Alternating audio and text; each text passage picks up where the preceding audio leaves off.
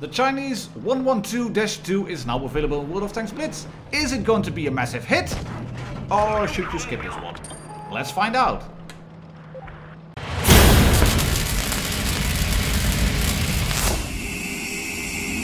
Yes, welcome back ladies and gentlemen, tankers of Blitz Universe to the channel. My name is Martindogger and as said I have a review for you today of the brand new WZ-112-2, the Chinese Tier 8 Premium Heavy Tank. Where have we heard that before? The brand new Chinese Premium Heavy Tank, something with a W and a Z and lots of ones. Yes, it is very much like a 112 Glacial. It looks very much and plays very much like a WZ-111. And I actually shied away from using the term copy-paste heavy again for this tank, because it is, for all intents and purposes, literally a copy-pasted IS-3. It oozes and breathes IS-3, even to the extent of having those little thingies at the back, those fuel tanks. It has a nice lock on the side which looks good. I'm driving the tank with the camouflage and the attachment, changing the name of the tank into a WZ-112-2 Celestial. And you can see I was platooned with Nabzi Meaty69 here. He pushed the flank together with some of the teammates, but you can see the KV-4 wasn't really moving in, and we were kind of losing the flank, and I didn't want to get stuck in there against a Bulldog, which will have the mobility to rotate around me, and then against a platoon of CDC players. And I'm not sure if this was a good idea. I'm not sure if I would have been able to save Meaty. Maybe I would have been able to, but I decided to go in OV, and you can see I can also bounce on my butt, because this tank, for all intents and purposes, for the copy-paste tank that it is, it can perform really well. It is strong, it has good armor, you will bounce a fair few shots, you can side scrape in it. I'm going to show you that. I'm going to show you my equipment setup, my consumables loadout, and I will also quickly compare the tank against other Tier 8 premiums. And this game I'm not going to show the full game, because the last bit is just me running towards that last VK. And anybody who's played the IS-5, the Glacial, the WZ-111, the IS-6, the Defender, the IS-3, you will know how to play this tank. You have to get the gun into position, you have to side script, you have to use your armor, and sometimes you just have to pray to RNGs because your gun handling is god awful, but luckily you get a PCR. Thank you very much. Right, quick one into the equipment then, and then we'll hop on towards the stats and numbers. And this is my equipment setup using the calibrated shells for added penetration numbers, and the rest is fairly similar to how I run Tier 8 heavy tanks. So let's dive into a comparison of the statistics now. And just to compare quickly, you can see the WZ-112-2, it has exactly the same gun as the Glacial, except the -2 gets 1 degree of gun elevation more, and it also has 1 degree of gun pressure more than the WZ-111, but that one has slightly better dispersion upon movement and rotation of the turret. But the rest, exactly the same. And there's also some subtle differences in the movement and mobility when it comes to effective horsepower per turn and speed, etc., and the armor, but they are more or less the same tanks. But if you have bought the Chrysler K recently, or if you have a T-34 on IS-5, you can see that there are not really big differences, except for the fact that the T-34, for example, has far better penetration, and an AMX or a Löwe also has that, at the expense of having lesser alpha, but it also has a better rate of fire. So yeah, But is it then a bad tank to drive? No, it's not. I mean, you can see the armor profile here against the Centurion with the 20-pounder gun. If you use the maximum gun depression, you can see you present yourself as quite a formidable target. And I've tried it actually in the training room together with Meaty. Those weak spots, they are very hard hit. You have to nearly face hug him. And if you start face hugging a tank like this, you can also shoot through the front plate because you shoot down on that plate, and there is a weak spot underneath the gun. But the rest, Frontally, fairly good as long as you can hide that lower plate. So that's your typical, really typical way of playing heavies. There aren't really weak spot in terms of a cupola. So if you can get this tank hull down, it will bounce an awful lot of shots. And I'm going to show you just that on the next game on Canyon. Now you can see we are top tier again on Canyon, and I want to go towards the D-cap to spot up tanks because our mediums were not going to do that. And luckily the red team decides to push towards cap C, and that means that I can really use my armor effectively. I'm going to bounce an awful lot of shots. I'm side scraping at a distance against those rocks. A bit lucky because the T-34 is going to miss a shot right over there over my angle deck, and I get a very lucky shot in there as well. This is one of those games where you're blessed by RNGs because you can get shots in that normally you wouldn't be able to get, and you will bounce shots that normally you wouldn't bounce. But yeah, I'm not complaining. I'm not complaining. One through the side of the T-34, a bit lucky that normally would catch on the tracks. Come up, yo. But yeah, this is the position where you will want this tank in. If you will be able to get it. Martin, what are you saying here? Oh, look at this one. Hello, Chiri. That means I'm a Chinese big tank, and you are just that thinly armored, auto-loading tier 7 Japanese medium tank. And don't come in front of my gun. I'm going to shoot you.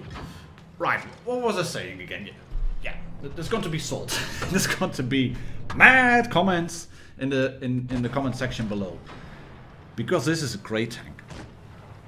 Yes, ladies and gentlemen, there will be much wailing and gnashing of teeth. You can't just get this tank. You have to gamble it through the crates.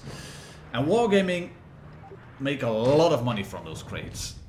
The Chrysler K was wickedly expensive. There were a few tanks in the higher tiers that were wickedly expensive during the auction, during the New Year's auction. But at least you were sure that you would get that tank.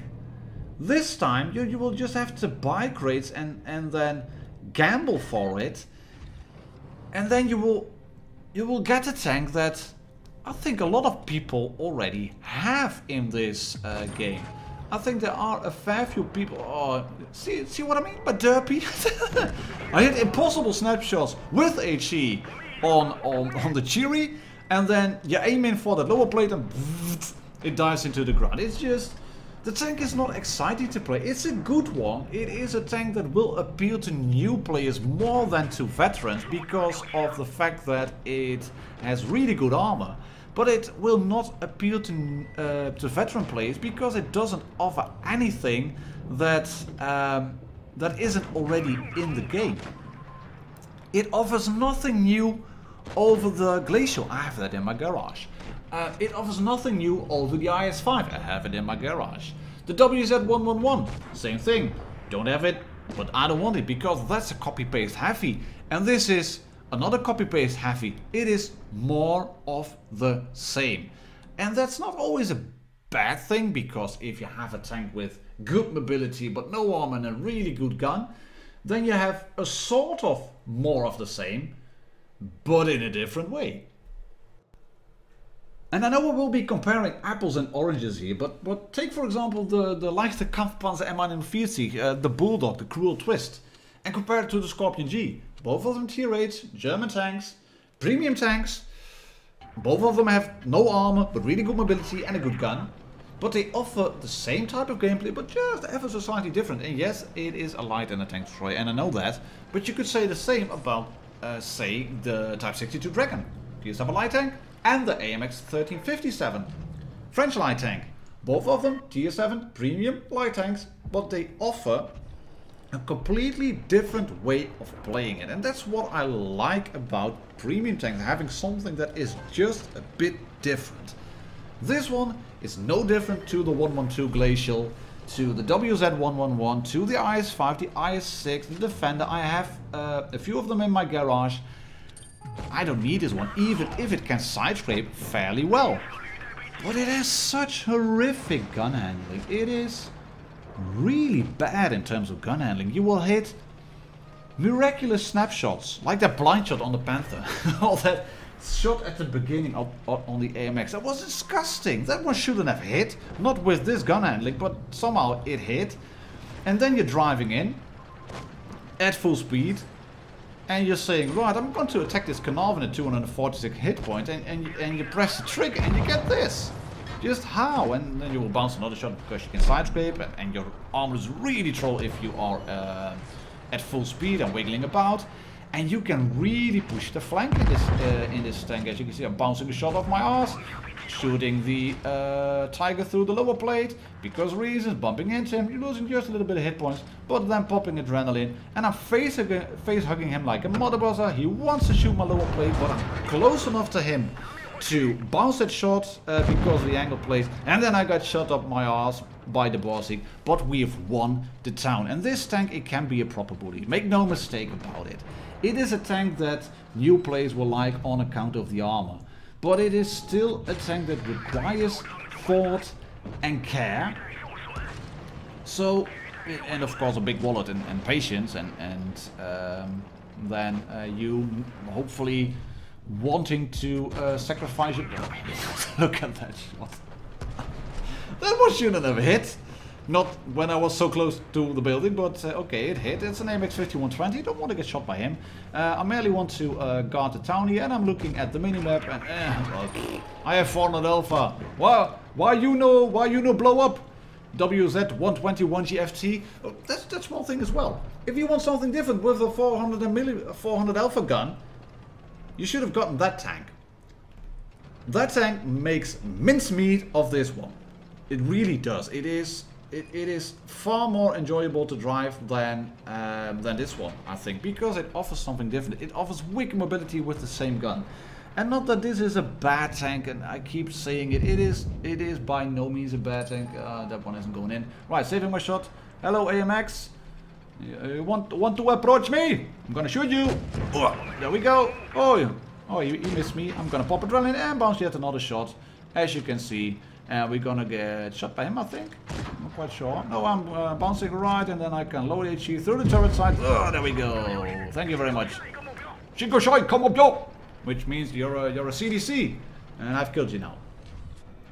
Right, that's my verdict. Don't buy it.